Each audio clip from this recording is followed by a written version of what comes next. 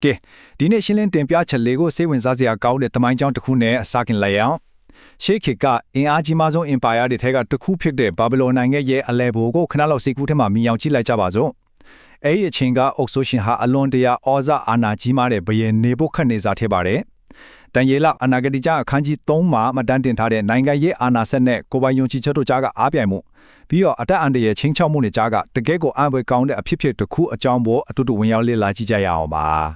အခြေအနေတစ်ခုလုံးဘလောက်တောင်ကြီးမားခမ်းနားတယ်လဲဆိုတာကိုရှင်းရှင်းလင်းလင်းမြင်အောင်နိုင်ဖို့ဒီကိန်းဂဏန်းလေးကိုခင်ကြည့်အောင်ပါ90ဟုတ်ပါတယ်ဒါဟာဒူရာလွင်ပြင်မှာဖယင်းနေဘူးခက်နေစားတိဆောက်ခဲ့တဲ့ရွှေရုပ်တူကြီးရဲ့အမြင့်ပေအရွယ်တော့ပါပေ90ဆိုတာစဉ်းစားကြည့်ရင်တာမန်အဆောက်အုံကြီးတစ်ခုစားလောက်ကိုမြင်မာတာဖြစ်ပါတယ်ဒီလောက်ကြီးမားတဲ့ရုပ်တူကြီးကိုတိဆောက်ခြင်းအားဖြင့်ဖယင်းကသူ့ရဲ့အာနာစနဲ့ဖုံးတံကိုဟာဘလောက်ထိကြီးမားတယ်ဆိုတာကိုလူလိုင်းကြောက်ရွံ့တွားအောင်ရည်ရွယ်ချက်ရှိပြထားလိုက်တာပါဖြစ်ပါတယ်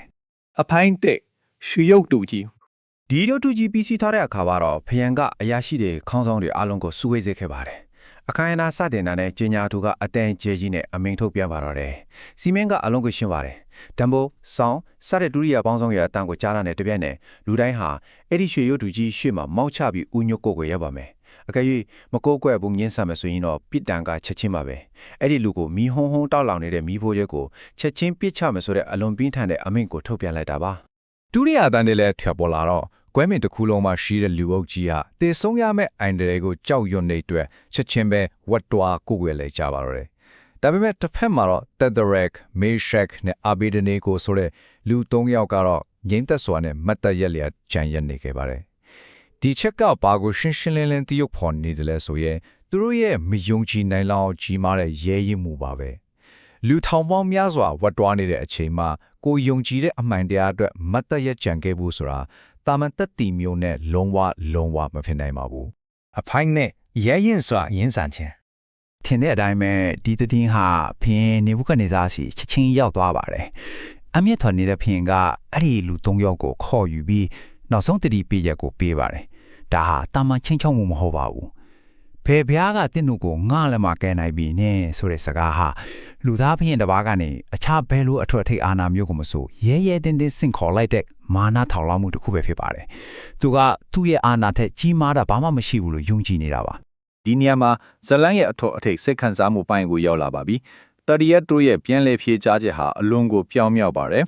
်သူတို့ကသူတို့ရဲ့ဖျားသခင်ဟာကဲတင်နိုင်စွမ်းရှိတယ်လို့ယုံကြည်ကြောင်းဥစွာပြောပါတယ်ဒါပေမဲ့ဒီနေရာမှာအဓိကအချက်ကတော့တိုးတော့ကဲမတင်တော့လဲဆိုတဲ့စကားစုပါပဲတကယ်ကိုအာရောစရာကောင်းတဲ့တွန်းပြန်မှုပါဒါဟာရုပ်ပိုင်းဆိုင်ရာအတအနာရဲ့ချင်းချောက်မှုကနီအလွန်တနဲ့ဝိညာဉ်ရေးရယက်တီချက်တစ်ခုစီကိုပြောင်းလဲသွားစေပါတယ်အသက်ပေးရရင်တောင်ယုံကြည်ချက်ကိုလုံးဝမစွန့်လွတ်ဘူးဆိုတဲ့ပြတ်သားတဲ့ဆုံးဖြတ်ချက်ဖြစ်ပါတယ်အပိုင်း3မိဘတဲ့တို့ရောက်ရှိခြင်းဒီခနန်းခொနစ်ကဖယင်းနဲ့ဒေါတာဘယ်လောက်အထိပေါက်ကွဲသွားတယ်လဲဆိုတာကိုပြသနေပါတယ်ဒါမှမိဖို့ရတော့ဖို့ချင်းတင်လူကိုချက်ချင်းတေးစင်နိုင်ပေမဲ့ဖယင်းကအဲ့ဒီမိဖို့ကိုပုံမှန်ထက်9ဆင့်ပို့ပူအောင်လုပ်ဖို့အမိန့်ပေးခဲ့ပါတယ်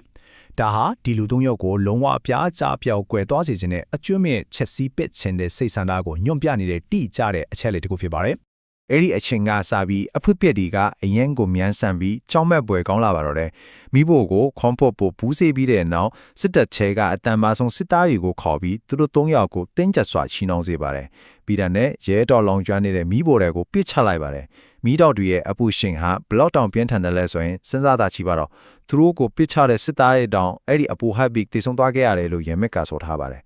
အပိုင်းလေစတုထားလ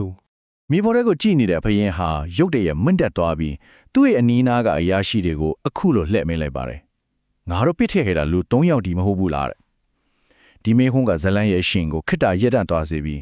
းမယုံနိုင်စရာကောင်းတဲ့တစုံတစ်ခုသောထူးခြားမှုကြီးမားဖြစ်ပေါ်နေပြီဆိုတော့ကိုပေါ်လွင်စေပါတယ်တကယ်လက်တွေ့မှာဖြစ်လာမယ်လို့အားလုံးမျှော်လင့်ထားတာကချီနှောင်ခံထားတဲ့လူ3ယောက်မိထဲမှာချက်ချင်းလောင်ကျွမ်းသွားဖို့ပါဒါပေမဲ့ဘယင်မြတ်ဝါထင်ထင်မြင်တွေ့လိုက်ရတဲ့အန်ဖန်မှုကတော့လုံးဝကိုကွဲပြားနေပါတယ်မိထဲမှာလူ4ယောက်ဖြစ်နေပါတယ်သူတို့ဟာချီနှောင်ထားခြင်းလည်းမရှိတော့ပဲမိတောက်တီကြားထဲမှာအေးဆေးဆေးလမ်းလျှောက်နေကြပါတယ်ပိုပြီးအန်အော့စရာကောင်းတာကအဲ့ဒီစတုထလူရဲ့အတွင်းအပြင်ဟာတာမန်လူနဲ့မတူပဲဖျားသားတော်နဲ့တူနေတယ်လို့ဘယင်ကိုယ်တိုင်မှတ်ချက်ပြုခဲ့ခြင်းပါပဲအဲ့ဒီအခါမှာဘယင်ဟာမိဖို့ရဲ့အဝါနာကိုပြေးသွားပြီးအော်ခေါ်ပါတော့တယ်စဉ်းစားကြည့်ပါ မကြခင်ကမှအသက်အန္တရာယ်ပြီးချင်းချောက်ခဲ့တဲ့ဘုရင်ဟာအခုတော့အမြင့်ဆုံးဖျားရဲ့အမှုတော်ဆောင်တို့ထွက်လာကြလို့အော်တကြီးနဲ့ခေါ်ဝေါ်ထုံးနိုးလာတာကိုတွေ့ရပါတယ်ဒါဟာ